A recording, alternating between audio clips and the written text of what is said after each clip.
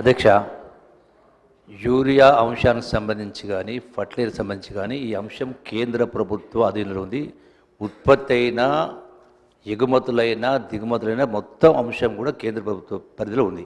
రాష్ట్ర రైతాంగం అవసరాలకు సరిపోను సప్లై చేయని కారణంగా, తక్కువ వస్తున్న కారణంగా వచ్చిన దాన్ని రైతులు ఇబ్బంది పడకుండా కోసం ఒక యాప్ ద్వారా వచ్చిందని ఈక్వల్ డిస్ట్రిబ్యూషన్ చేయడం కోసం చేసింది తప్ప రైతులను ఇబ్బంది పెట్టడం కోసం కాదు అధ్యక్ష. ఇది గమనించాలా. మిగతా అంశాలన్నిటి కూడా నోట్ చేసుకోవడం జరిగింది అధ్యక్ష.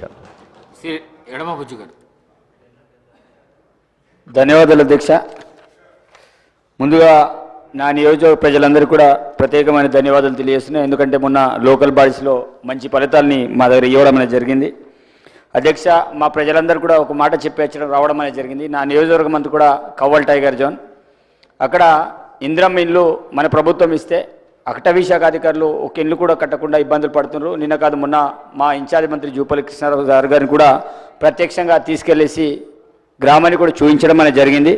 అదేవిధంగా మొన్న ఇస్లాంపూర్లో కాటన్ బండ్లు బయటికి రావాలంటే, పత్తి బండ్లు బయటికి రావాలంటే కొంత కంకర ఇదంతా కూడా వాళ్ళు వేశారు. వేసేస్తే కూడా జేసీబీ ద్వారా తవ్వి చేశారు. ఈరోజు ఒక ఆరోపి అటవీ శాఖ భూమికి సంబంధించిన రైతు చేను దున్నుతుంటే ఇప్పుడు మా కార్యకర్త ఇంట్లో ఉన్నాడు, అతనికి జైలుకి తీసుకెళ్లడానికి అటవీ శాఖ అధికారులు ఇది అరెస్ట్ వారెంట్ని జారీ చేయడం అనేది జరిగింది. ముఖ్యంగా నా నియోజకవర్గంలో ఇందిరమ్మ ఇల్లు కట్టకుండా చాలా రకాల ఇబ్బంది పడుతున్నాను. ప్రతిపక్షంతో నేను పొట్లాడే అక్కడ ఇది లేదు, కానీ అటవీ శాఖతో డైలీ కొట్లాడే పరిస్థితి నాది ఉంది సార్ అధ్యక్ష. కాబట్టి అటవీ సంబంధించిన సమస్యను పరిష్కారం చేయాలని ఈ సందర్భంగా నేను విజ్ఞప్తి చేస్తున్నాను. Thank you.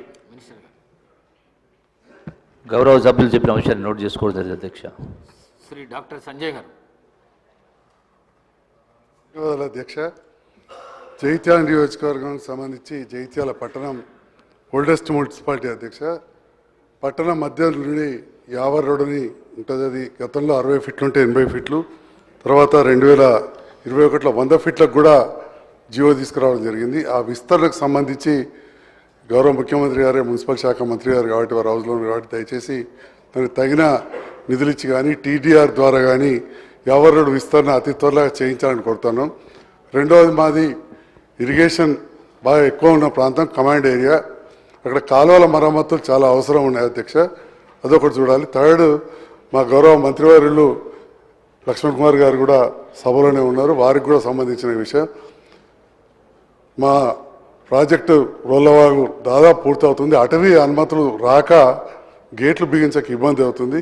అది అటవీ శాఖ ఇరిగేషన్ శాఖ సమన్వయపరిచి తప్పకుండా చేయాలని చెప్పి నేను మీ ద్వారా ముఖ్యమంత్రి గారి దృష్టికి, అదేవిధంగా మా లక్ష్మణ్ కుమార్ అన్న కూడా మాట్లాడుతూ ఉన్నారు, దృష్టికి తీసుకెళ్తున్నా. ఇరిగేషన్ మంత్రి గారి దృష్టికి కూడా ఈ విషయాన్ని తీసుకెళ్లాల్సిందే కోరుతున్నాం.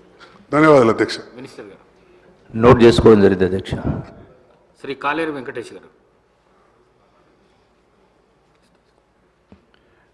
అధ్యక్ష, ధన్యవాదాలు అధ్యక్ష. మా దగ్గర అంబర్పేట్ కాన్స్టిట్యున్సీలో మూసీ నది వరదల వల్ల మూసరంబాగ్ బ్రిడ్జ్ కొట్టుకపోవడం జరిగింది అధ్యక్ష. అయితే 3 సంవత్సరాల క్రితము 50 కోట్లతోటి మూసరంబాగ్ బ్రిడ్జ్ ఫ్లైఓవరు పెద్ద ఎత్తున కట్టాలని నిర్ణయించడం జరిగింది అధ్యక్ష. అయితే గత 2 సంవత్సరాల నుంచి అక్కడ పని జరగక, చాలా నత్తనడకతోటి పని జరగడం వల్ల మా అంబర్పేట ప్రజలు, అటు దిల్సుఖ్ నగరు మరియు మలక్పేటు, ఎల్బీ నగర్ ప్రజలు కూడా చాలా ఇబ్బంది పడుతున్నారు అధ్యక్ష. ఈ మున్సిపల్ శాఖ ముఖ్యమంత్రి గారు చూస్తున్నారు కాబట్టి తమ ద్వారా విన్నవించడం ఏంటంటే, ఆ బ్రిడ్జ్ తొందరగా కడితే ఇటువైపు అటువైపు ఉండే ప్రజలకు, అంబర్పేట ప్రజలకు అటు మలక్పేట ప్రజలకు వినియోగంగా ఉంటుంది. ఆ తర్వాత అందరికీ లాభం చేకూరుతుందని తమ ద్వారా ముఖ్యమంత్రికి విన్నవించుకుంటున్నాం అధ్యక్ష. అదేవిధంగా అంబర్పేట నియోజకవర్గంలో ఒక పెద్ద హిందూ శ్మశాన వాటిక ఉంది అధ్యక్ష. ఆ తర్వాత ముస్లిం గ్రేవ్ యార్డ్ కూడా ఉంది అధ్యక్ష. అవి రెండింటిని కూడా డెవలప్ చేస్తే, ఇంత క్రితము మన టీఆర్ఎస్ గవర్నమెంట్లో శ్మశాన వాటికలు భారీ ఎత్తున డెవలప్మెంట్ చేయడం జరిగింది.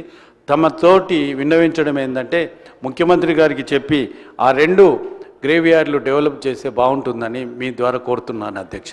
మంత్రి గారు నోట్ చేసుకోవడం జరిగింది అధ్యక్ష.